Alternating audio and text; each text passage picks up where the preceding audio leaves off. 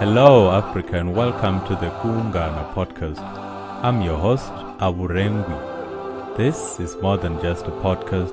It is a project aimed at breaking down the boundaries that divide us as a people, the boundaries that divide our beautiful continent. Over the coming years, we will do this by collecting and sharing stories from all parts of Africa, from Malawi to Cameroon, Ethiopia to Libya, Cairo to Harare. We will connect with as many voices as we can. So we invite all fellow Africans to be part of the Kungana Africa project. Connecting Africa. This episode features Salimatou Fatty. Salimatou is an award-winning activist who has received several honors. She won the African Leadership Award in September 2016 and was nominated for the African Youth Award under the Advocate of the Year category. Salimatou is a Barack Obama Young African Leaders Initiative alumni, and in 2017, Africa Youth Awards named her amongst the 100 most influential young Africans. Hello, Salimatou. Can you please introduce yourself to the listeners of Kungana 1000 African Voices? Who is Salimatou Fatty? Well, I am Salimatou Fatty from the Gambia. I'm a law student at the University of the Gambia, the founder and CEO of Salimatou Foundation for Education, a charitable foundation in the Gambia that advocate and promote quality education for all. I'm an award-winning human rights activist, a champion for quality education for all, and an avid gender equality promoter. Yeah, sir, where were you born and what are some of your first memories, sort of your childhood memories? I was born in Kerouan village, North Bank division of the Gambia. Some of my childhood memories were my primary school memories and how my mother struggled to ensure our right to education is respected. At my primary school, at my primary two, I nearly got raped by a man who stole on our way to school and asked children to follow him inside his room to give them money. I fall in his trap. As an innocent child, I follow him and he undressed himself. He asked me to touch his private parts, which I was so scared of, as it was my first time to see such. And I had to scream, then he let me go and threatened me not to tell anyone what I saw. I never disclosed this with anyone until when I grew up and realized what it means, and I no longer keep quiet about it. And I wish I could remember that man's face. Wow. See. Okay, thank you for sharing that. Maybe, Salimatou, the place you grew up, how would you describe the place to someone who has never been there? Well, it's a rural village which do not offer many opportunities for ones to realize his or her full potential. Access to quality education is limited, and the village is well bent on its traditional and cultural beliefs, making it super hard for girl child to get Western education, and also such cultural and traditional beliefs do place a huge significance on one's last name and tribe than the present. It's also making it extremely hard for people to intermarriage and engage in other intercommunity and intertribal events to promote unity. So basically that's about my village. It's called Kerouan. Yeah. From the village now you're at the University of the Gambia. So I'm at the city now with my family. Before you went to the University of the Gambia, what are some of the memories you have from school, whether primary school or secondary school? Lot of them. Lot of them. I started my school in my village, which is Kerouan, and I was there when I was in primary 2. going to primary 3, then I transfer. So upon transferring from the village to the city with my family, I changed school and found it extremely hard to cope with the system, because at that time I could not speak a language the children in that school speak frequently, which is one of the most popular language in Gambia, and I found it so hard to associate with them, and I was always suspicious. You know that feeling when you're in the midst of people and you cannot speak the language they speaking. Yes. So whenever they speak, I always think they were saying bad things about me, and I would always be fighting with them. So due to my restless fighting, my primary 3 teacher said she cannot continue teaching me because I was so stubborn. And my mom was called at the school several times to receive my complaints. The school could not find any other solution but to take me back to primary 2, which I had to repeat grade 2. What a waste of time. that was not my wish, but I coped with big heart. At my primary 5, my teacher, Mr. Suso, always engaged me in class to participate, because at that time I lacked public speaking skills, and I used to be very shy, very, very shy. And he was my guiding angel. He has seen great potentials in me, and which other teachers were blind to. I appreciate him a lot because he has played a very crucial role in my life. And I still have those memories where he always encouraged and picks me to participate in any school and class activities.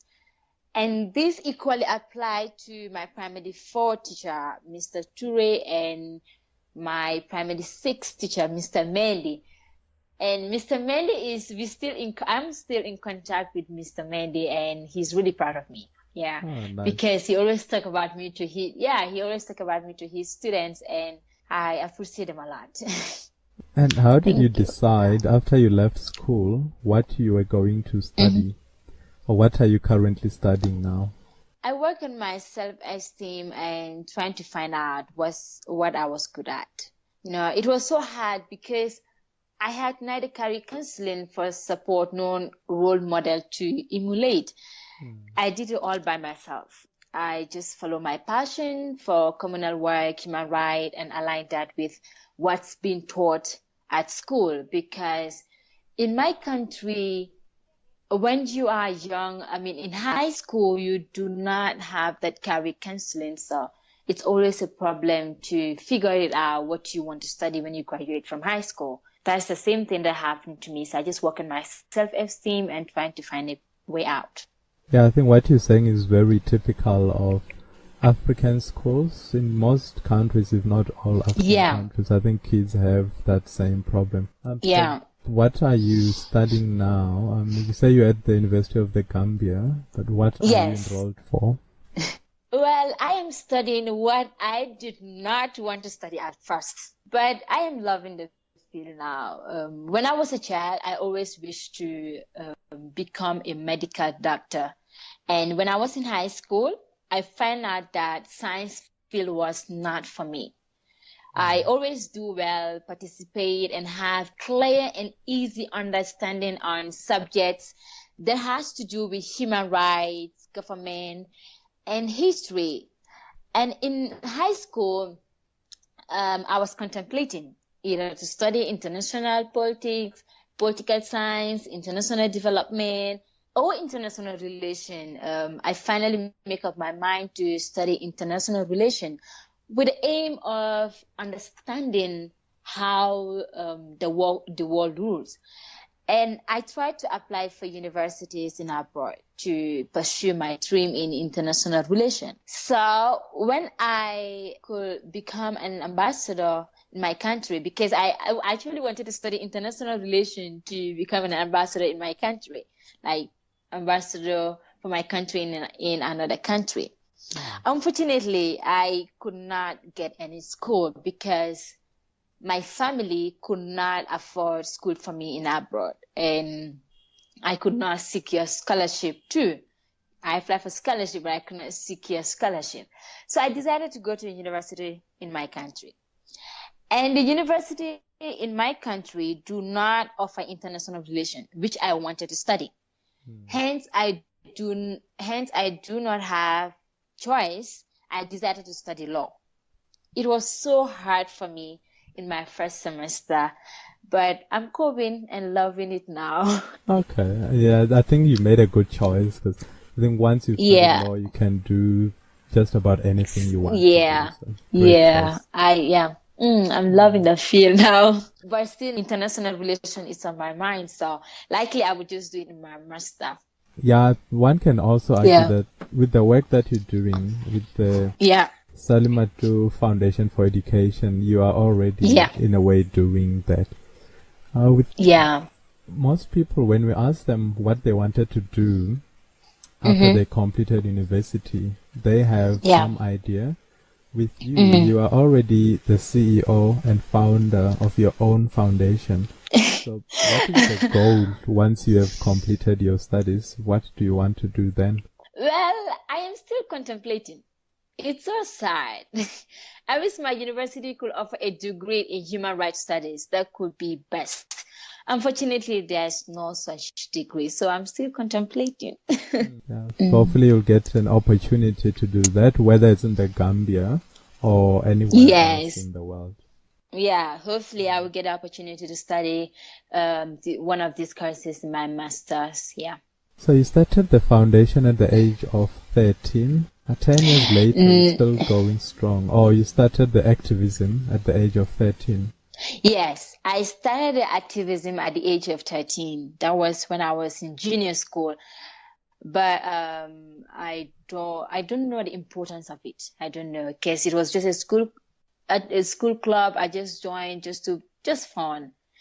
But just right after graduating from high school, I built a passion. For it, and I know it's important. And since then, I never relent.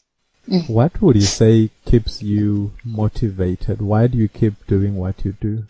Well, I think it's respect and listen to advices, but I do not take all advices into consideration. It is one of my principles, and I seek guidance always, and I accept my faults and work on them. If people correct me, I don't feel disappointed or angry over that. I just try to build on that, because I know that I'm a human and I'm not perfect and I'm bound to make mistakes. And as a young person, if you are growing up, you're trying to become that kind of leader, you have to open up to criticism. You have to listen to people's advices all the time. But as not everyone will understand your mission and vision. So it's not good at all times to take all advices into consideration. And that is why I do not take all advices into consideration. Well said. I think most of us can learn a lot from what you just said now. That not all advice should be taken into consideration. Yeah. Salimatou, what would you say have been some of the attributes that have led to some of your successes? Well, I think it's more or less similar with the previous question, and I think one of them is respect, like I mentioned earlier. If you want to be that kind of great person, you need to work in your attitude. Attitude is very crucial in anything you are doing. So I try by all means to be respectful to people, despite the fact that you're older than me, I'm older than you. I give you the regards and make sure that you feel comfortable anytime you're with me, and I don't try to intimidate people as well. So it's just to listen to especially people that are into the field, that have more understanding than you. You get contact with them, you seek their guidance. Yeah, it's one of the factors that's really moving me. And I balance life as well. I balance my work and my social life. I pay less time on social life, but I do have social life as well. So I try to balance them, and those are some of the things that's really keeping me moving. Attitude is really important. Do you consider yourself a reader? And if you do, are there some books that you've read in the recent past that touched you, or books that are worthy to be shared with our listeners? Well, I am more into research. And I do read, and I read several books such as Making a Change. It is written by one Ghanaian, a comprehensive guide for a leader. And I also read 50 Shades and 10 things that school never taught you. It was written by one of my mentees.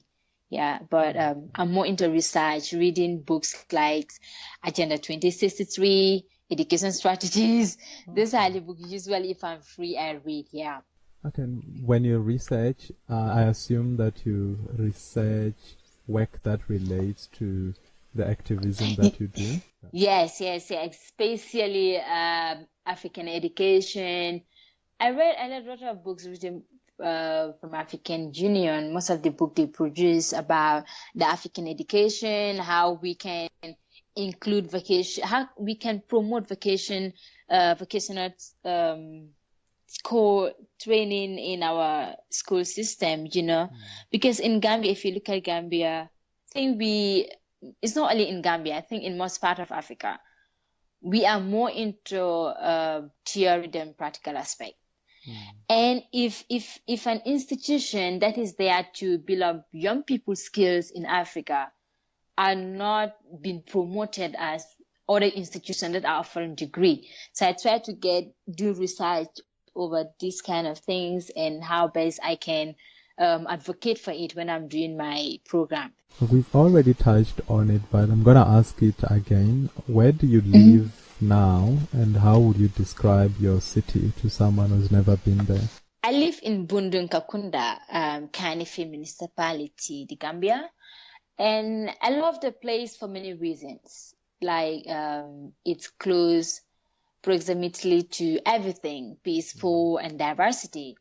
And I wish to engage the system of water and electricity problem. This is really a problem in my area.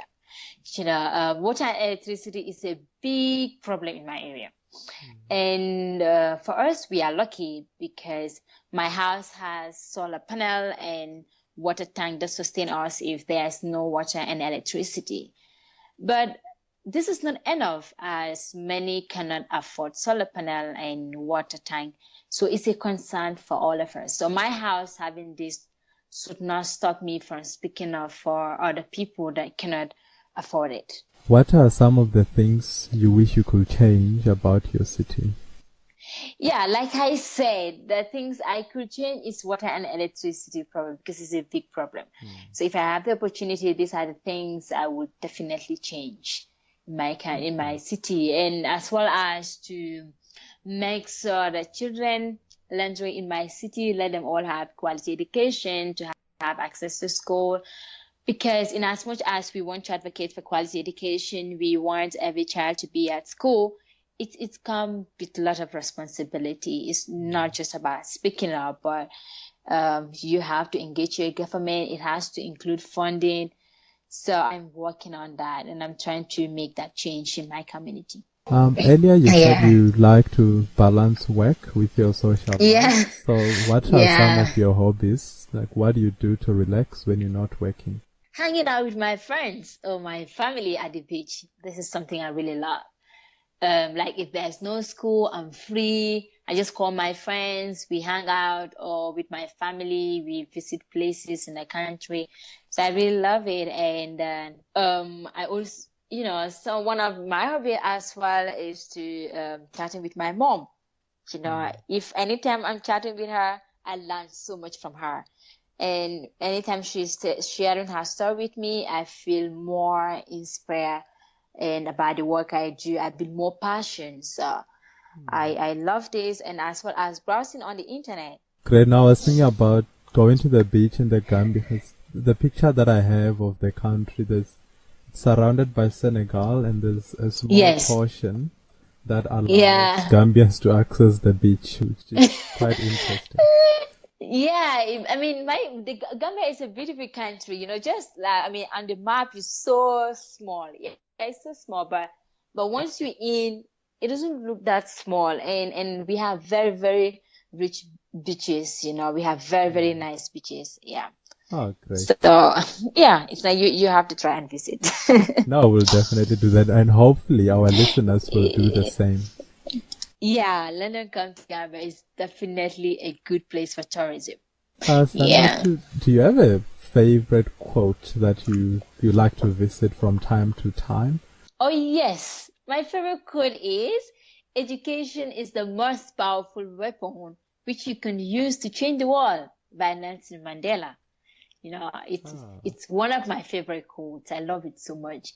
If I want to venture in other things, I'm into education activism, and if I want to venture in other things, if my mind just reflect on this quote, I would say, well, education is the most powerful weapon which you can use to change the world. So let me stick to this and then try to use education and make a change in my country, my community, and the world at large. Nelson Mandela is always it's a great name to quote. There's so many quotes attributed to the great man. The next question is, for me personally, I always know that I'll have a good day when I, in the morning, go for a run, or in the evening, do the same. For you, are there any rituals that you have, either in the morning or the evening, that keep you focused? Yes, I do. Every morning, I go to my mom's room to greet her and ask for her blessings. And usually, I just sit with her, thanking her for what she went through to see me shine. And if anyone comes to my house to see me, I always tell them to go greet my mom first. She's my inspiration. She's a strong woman. And I believe, like in my religion and in my country, it is believed that if you really respect your parents, you're definitely going to see success. So I take this responsibility to ask for her blessings all the time, especially when I'm traveling. What are some of the things that you will still like to achieve? Well, I still haven't achieved my vision to see every child receive quality education. I want to work smarter to ensure world leaders increase funding in our educational sectors. On my own personal achievement, I want to secure my bachelor in law and master's, and I also wish to get married and build family when I'm ready. Yeah. Hopefully all your dreams and much, much more will come true. The second last question, I suppose, is related to the one on the quote that you like, but this one asks specifically for you to tell us what text you will put on a billboard if you had just a message that you want people to read every day. If I had the opportunity to put something on the billboard, it would be respect for fundamental human rights of all. The last question is this: do you have any last words of encouragement for our listeners? It could be kids from across Africa, or even those that consider themselves adults, or the youth. Just any last words of encouragement for our listeners? Well, I just want to let everyone know that they are blessed and they have a bright future. Let them put focus, determination, and hard working in anything they do. No road is success. No road to success is easy, and we face obstacles and challenges. But let us never for once allow that to set us back. And we have to stand firm to ensure we achieve our goals. Let us seek and listen to advices, but we should not always take all advices into consideration. This is my principle, and I hope others will abide by it. Because usually if young people want to become something, they want to take all advices into consideration, maybe thinking all advices are good, but not all advices are good. People approach me for advices. People come to me to say, I want to be a great activist. How will I do that? And I will tell you the truth. I will advise you and I will tell you my story, and your story is different. So I will just guide you, but you need to know what is best for you. And I built a passion for quality education for a reason. So if you want to champion quality education, I think you need to have a reason to do it with passion. Because if you have reason for something, if something really is there to motivate or push you, that passion makes you to never relax on things that you believe in. Wow. Yeah. No, well said. And I wouldn't be doing the interview any justice if I do not ask you about the fact that you were nominated amongst the 100 most influential young Africans across the continent in 2017 at the age of 23. How did that nomination make you feel? Well, it was overwhelming,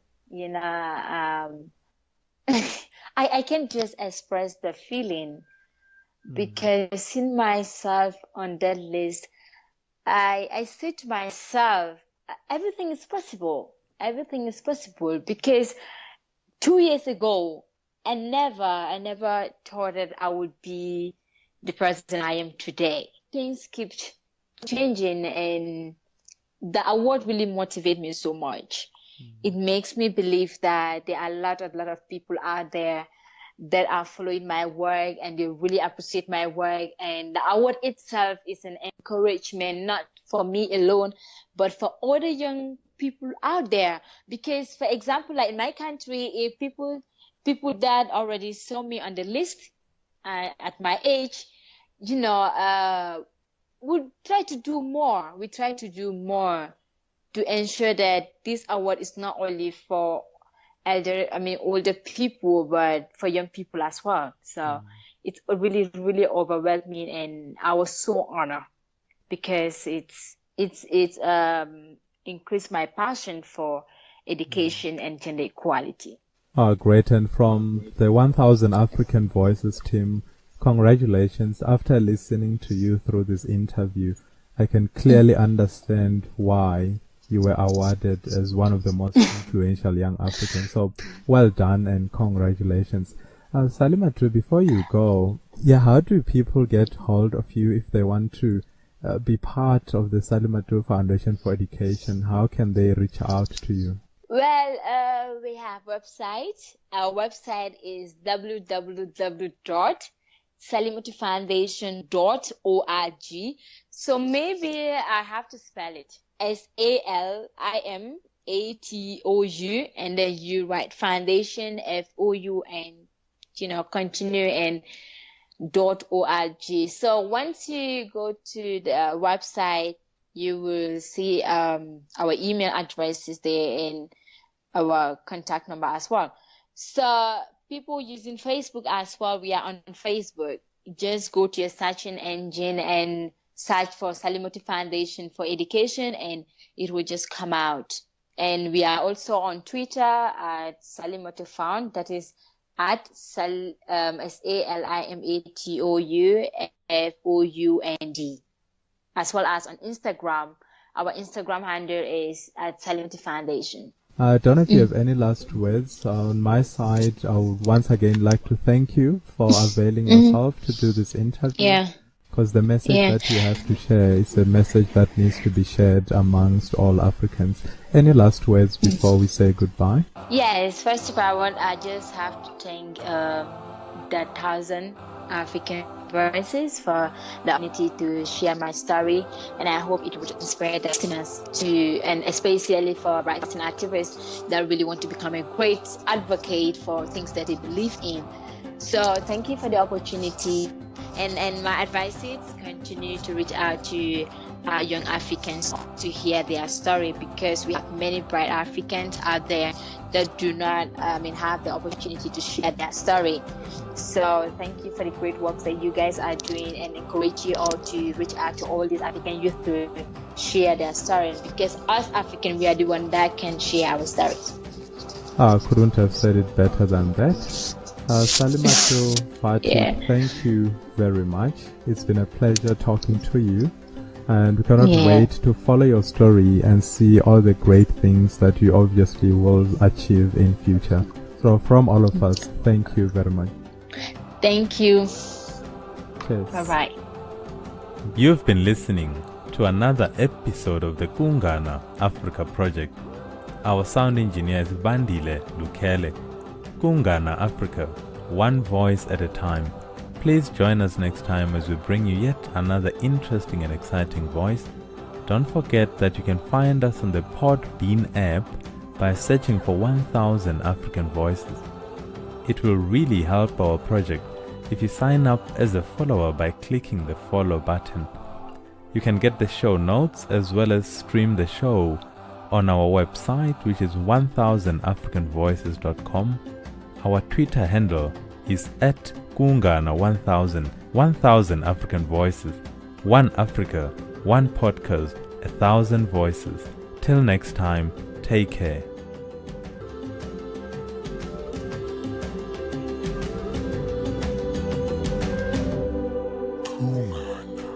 Connecting Africa.